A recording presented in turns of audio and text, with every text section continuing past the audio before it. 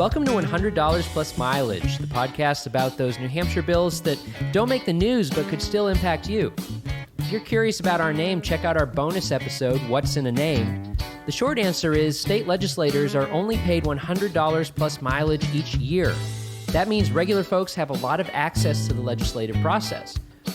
We're here to highlight those opportunities for you to get involved, giving you the unbiased facts, the pros and cons on current bills. I'm Mike Dunbar, content editor for Citizens Count.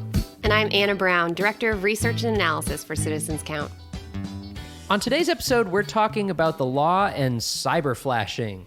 Okay, before we define what cyberflashing is, I have to share this weird trip down a linguistic rabbit hole I took. So are you familiar with the term, it's a linguistic term, portmanteau? All right, so if I remember my high school French correctly, that means trunk. It's like a kind of luggage, at least literally. But assuming that has nothing to do with what we're talking about today, je ne sais pas. Okay, so a portmanteau is a blend of multiple words into a new word. The classic example is like brunch, which is breakfast and lunch. Podcast, actually iPod, I should say, plus broadcast. Bromance, brother plus romance. Swapportunity, swap plus opportunity. One of my favorites, peekapoo, which is a Pekingese blended with a poodle. That's like a literal portmanteau since they literally blend together. But I like to complain about this now and then because I feel like my generation, millennials, have really gotten carried away with the portmanteaus, and like the word we're talking about today, cyberflashing, is kind of a portmanteau. So I just went on this Wikipedia trip because I was like, where do portmanteaus come from? And they actually date back to Lewis Carroll and a line from Through the Looking Glass. Alice is asking about the words in the poem Jabberwocky, super cool poem. And Humpty Dumpty explains, you see, it's like a portmanteau. There are two meanings packed up into one word. And now you see my linguistic rabbit hole was also a pun. Anyway, the whole point of this is to talk about the portmanteau word cyberflashing. This is a new word that describes when a person flashes someone by text, email, video chat, etc. Basically, a much better word for unsolicited dick pic that also includes, obviously, women sending graphic images of any kind. The fact that dick pic is part of our lexicon is really just problematic for me. I don't know if I want to live in this generation. Well, and I found a 2017 poll that showed over half of women under age 35 have received an unsolicited explicit photo, and roughly 1/4 of men admit to sending one. And this is not asked for, just to be clear. Ugh. This is not everybody just like sending each other nudes. It's like these are unwanted photos. Just statistically thinking about that, knowing that I definitely know someone who has sent and received one, it's just like, again, nightmarish. And again, my parents listen to this podcast, Mom. I'm so sorry you have to hear this. I don't like it either. I mean, so the good news is, or bad news, I guess, is if I'm doing my math right, that means this bill probably impacts about half of the people listening. I admit I am super, super lucky to be in the minority of young women who have not received an unsolicited photo. So unfortunately, I've also never had to bleach my eyeballs. And of course, we joke a little here, but these images can be really threatening and re-traumatize victims of sexual violence. I was reading a little bit online about this legal debate, and I found like a super creepy story from one woman. She was standing alone at a bus stop at night, and a pic just got airdropped to her phone. And so she gets this explicit photo. There's no one around. She's like, okay, is there someone hiding in the bushes to rape me? Like, should I just start running, or do I like pray that the bus gets here? So yeah, it's not just like a gross thing that happens. It can be really scary. Yeah, that's awful. And, for all our Android listeners out there, we should explain that AirDrop is this Apple technology that lets users share content with everyone physically nearby who also has an iPhone, unless they have certain privacy settings turned on. So this technology, unfortunately, is really helpful for creeps who want to just send out these lewd photos of themselves to everyone in a bar or a park or wherever they are at the same time. The technology has totally accelerated this problem. And especially in 2020, there were all those headlines about zoombombing, right? So people interrupting public meetings or even elementary school classrooms with pornography. And so I think the 2020 stay-at-home order actually raised public awareness of this issue. So let's get into the proposal to criminalize cyberflashing. Right. So right now, there is no New Hampshire law that really applies to somebody sending an unsolicited explicit photo as long as everyone involved is a legal adult. Yeah, so let's be clear. It's already a felony to send an explicit photo to a person under the age of 16.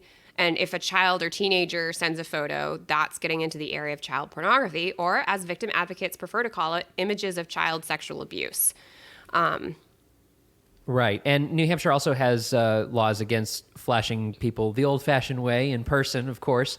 Then there are always laws against stalking and harassment in general, which can include electronic communications. But none of these laws actually addresses the anonymous graphic photo that gets airdropped to a person in a bar or sent to a teacher's email or texted out of the blue from an old acquaintance. All right, so that's the bill we're talking about today. HB 296, 2021 bill to change that. It's sponsored by Rep. Allison Nutting Wong, who's a Democrat from Nashua, and Rep. Sherry Frost, who is a Democrat from Dover. It would make it a violation to send a sexually explicit photo with the intent to, quote unquote, harass, annoy, or alarm the recipient. Any second or later offense, so if you do it more than once and you get caught again, that would be a misdemeanor. Right. Now, this sounds familiar. Wasn't there a similar bill on this last year? Yep. This is yet another one of those bills that got lost in the shuffle when the legislature shut down due to the coronavirus. And like a lot of those bills, it's getting brought back from the dead for 2021. Now, let's get into the pros and cons of this proposal. I think the simplest argument in favor of HB 296 is that flashing is already a misdemeanor when you do it in person, so there's no reason you should get a free pass just because you're behind a computer or a phone. When I listened to the public hearing for this bill, some supporters argued the penalty should be even steeper than HB 296 says, which is, so remember, it says your first offense is a violation, and then if you do it again, and it's a misdemeanor. And people were saying, okay, well, it's not like if you flash someone in person, you just get a violation first. It's a misdemeanor, and it should always be a misdemeanor because, let's be real, a violation, it's kind of a slap on the wrist. It's like a speeding ticket. Mm-hmm. Yeah. Now, opponents of HB 296 argue that cyberflashing is actually pretty different from flashing somebody in person. There's potentially a lot more forethought to walking around naked under a trench coat or something like that than there is to, snapping a photo in the moment and sending it off to somebody. Right. So that's why we talked about why HB 296 starts with a violation. So there was the argument that, okay, let's just play it out here. Some really stupid college student gets really drunk. They make a terrible choice and send a gross photo. And then they wake up the next day and look, you now have a career-ruining criminal record with a misdemeanor sexual offense. I would love to believe that you didn't need to warn someone not to take a picture of their nether regions and send it out like a coupon code, but maybe I have too much faith in humanity. Who knows? I'm reminded of that recent Betty White tweet where she was like, 80 years on this earth, no one ever told me not to put glue in my hair, but somehow I just knew. Just that intuition. Yeah. All right. So the other argument from HB 296 that I heard was that since you can delete a photo and block the sender, cyberflashing doesn't really merit police involvement, which, this is the debate. And someone testifying on the bill said that it was, quote unquote, lewd and tacky, but that's it. Right. And the last concern about HB 296 that I heard about is intent. So the bill says that the sender has the intent to harass, annoy, or alarm the recipient and knows the recipient didn't consent. So at the public hearing, Representative John Burt was asking about how a case might play out if the two people had a romantic relationship in the past or even in the present. Yeah, the state has to prove the facts beyond a reasonable doubt, so ultimately it's all about the particular details of a case. It's going to be up to the state to prove that intent and consent or lack thereof. Right. Okay, so let's say that you've been receiving photos like this or whatever, or you're somebody who really wants to protect victims, or maybe you're concerned that the police shouldn't be getting involved in stuff like this. What should you do?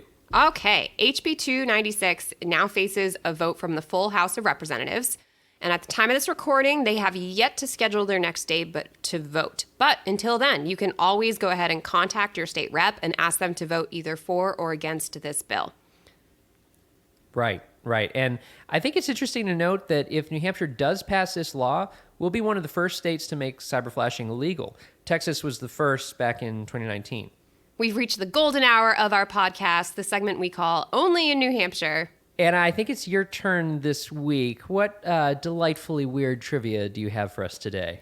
Have to give a big shout out to In-Depth New Hampshire for this one. They are Granite State News Collaborative member, and they had a 2019 article and videos that I got most of my information from. So this is the fun fact. The New Hampshire Legislature used to actually pay State House reporters. So they used to have their own table right up at the front of the House chamber, and the state would pay them to keep the public informed about what the heck laws were happening. Not problematic at all. We'll get into that debate, because on the other hand, it's like, how else would the public know what was going? I mean, I guess newspapers could pay them on their own, but so this connects to our podcast name though as well, because so starting in 1879, they were paid $50 a session. And then about 10 years later, they raised it to $100. So guess what? They were paid the same as legislators, minus the mileage, I assume. Back then, sessions were much shorter, and obviously $100 was worth a lot more. And so, make of that what you will. But the Concord Monitor was one of the newspapers that had a paid reporter there, as well as the Manchester Union, which I believe is a predecessor of the Union Leader.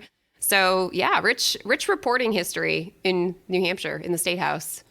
Yeah, and as much as there is that obvious potential for conflict of interest, there's also the fact that the public has this interest in knowing what the heck is going on in government, and if, reporters aren't going to be there otherwise, what are you supposed to do?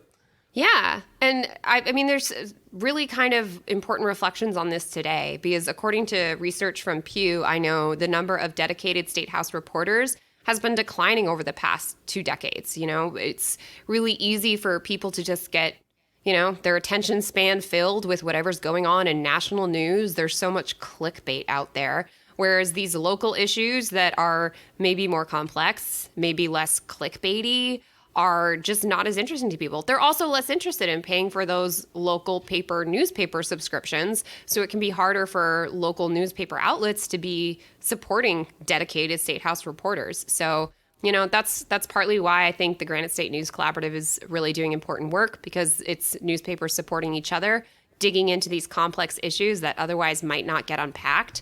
And, also Citizens Count. I feel like we did not start out as any sort of news-oriented nonprofit. We just want to inform the public about what's going on.